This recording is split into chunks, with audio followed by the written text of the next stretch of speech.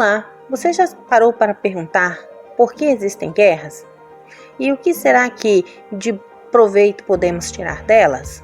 Bom, hoje vamos falar exatamente sobre isso, sobre a Grande Guerra ou Primeira Guerra Mundial. Mas primeiramente, devemos ter em mente que a história da humanidade sempre fora marcada por trágicas guerras. E estas guerras estão ligadas à questão de guardar território ou então tomada de territórios. E a Primeira Guerra Mundial vai ter vários fatores que vai fazer com que ela se inicie. Então vamos começar falando sobre a questão dos países imperialistas, que vem do advento da industrialização. Eles se degladiavam para manter-se hegemônicos no comércio marítimo e na expansão territorial na Ásia e na África.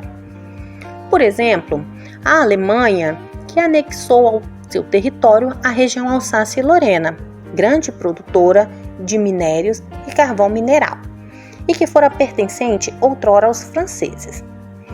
Os países começaram a se aliar uns aos outros conforme os seus interesses e formaram duas frentes.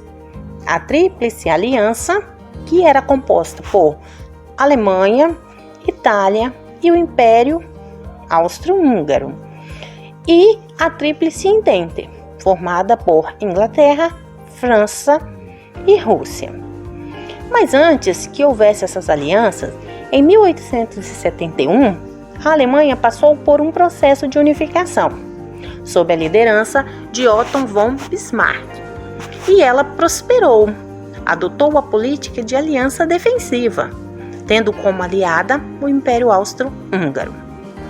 Mas o ganancioso Kaiser Guilherme II demite Bismarck do governo e então passa a adotar uma política de expansão à força. E o que isso quer dizer? Ora, que a Alemanha imperialista invade territórios pertencentes a outros países imperialistas, como a Inglaterra. Outros fatos interessantes também estavam ocorrendo em outros dois continentes. Na Ásia, o Japão estava emergindo como uma potência, e na América, os Estados Unidos. Enquanto isso, na Europa, o circo estava pegando fogo, ou seja, havia um desejo pela Alemanha de formar o pan-germanismo e da Rússia de formar o pan-eslavismo. E em meio a isso, aparece a Sérvia, nação independente, mas que queria formar a Grande Sérvia, libertando o restante dos sérvios que estavam sob o domínio do Império Austro-Húngaro e o Império Turco. Nesse contexto, entra em cena um jovem estudante, Gavrilo Príncipe, que matou a tiros o herdeiro sucessor ao trono do Império Austro-Húngaro, Francisco Ferdinando, e a sua mulher, em uma visita a Sarajevo, em 1914. Esse foi o estopim da Grande Guerra. O Império Austro-Húngaro, junto com a Alemanha, declara guerra à Sérvia, que teve como aliada a Rússia, que por sua vez tinha aliança com a Inglaterra e França. Começa então a Grande Guerra entre a Tríplice Entente e a Tríplice Aliança. As fases da guerra foram três.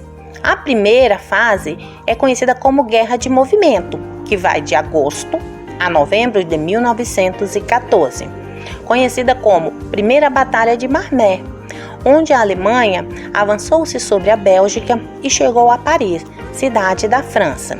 E em contrapartida, os franceses, com a ajuda dos ingleses, deteu esse avanço.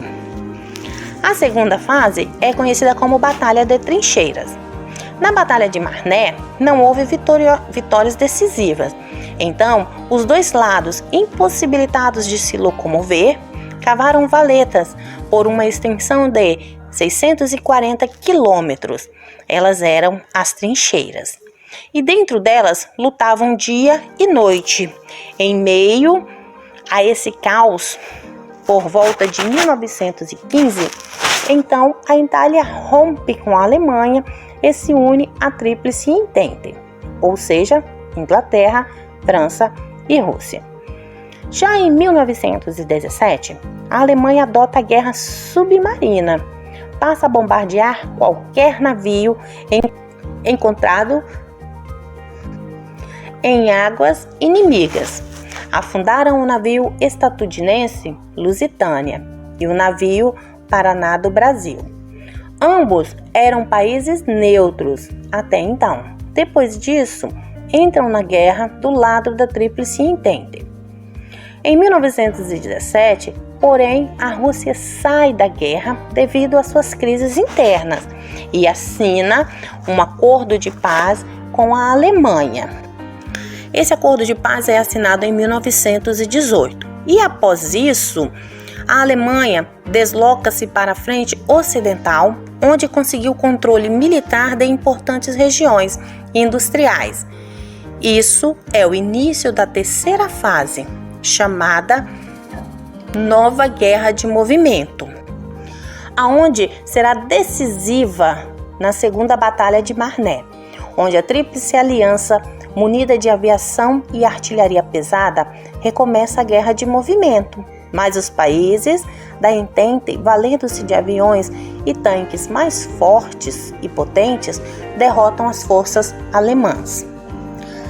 Ao final da Primeira Guerra, ficou provado que o uso da aviação militar, canhões, tanques e gases venenosos tinha contribuído para um aumento extraordinário da capacidade de matar e destruir. O conflito deixou cerca de 9 milhões e 200 mil mortos, 20 milhões de mutilados e dezenas de milhares de órfãos e refugiados. Próximo ao fim da guerra, o presidente estadunidense Woodrow Wilson propôs um acordo de paz conhecido como 14 Pontos de Wilson. Defendia uma paz sem vencedores e o direito de cada povo escolher seu destino. Mas esse acordo não foi muito bem aceito, e o que acabou vigorando foi a paz imposta pelos vencedores, que foram vários tratados. Dentre esses estava o Tratado de Versalhes de 1919, que obrigava a Alemanha a, letra A, devolver a região da Alsácia-Lorena à França, B, ceder aos vencedores todos os seus direitos sobre as colônias ultramarinas, C, entregar à França minas de carvão situadas na bacia do rio Sarre, D, pagar indenização bilionária do custo da guerra a países vencedores.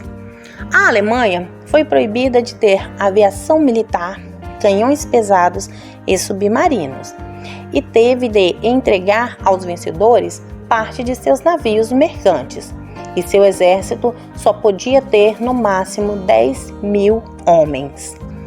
A Grande Guerra foi travada no âmbito do salto tecnológico, pois será nesta época que irão utilizar aviões para bombardeio, irão utilizar tanques para bombardear na guerra, irão utilizar também de medicamentos que serão descobertos nesta época para poder tratar os doentes, como antibióticos, e irá ser utilizado o motor, de combustão. Várias outras coisas tecnologicamente que surgiram nesta época nos beneficiam hoje atualmente. Por hoje é só, pessoal.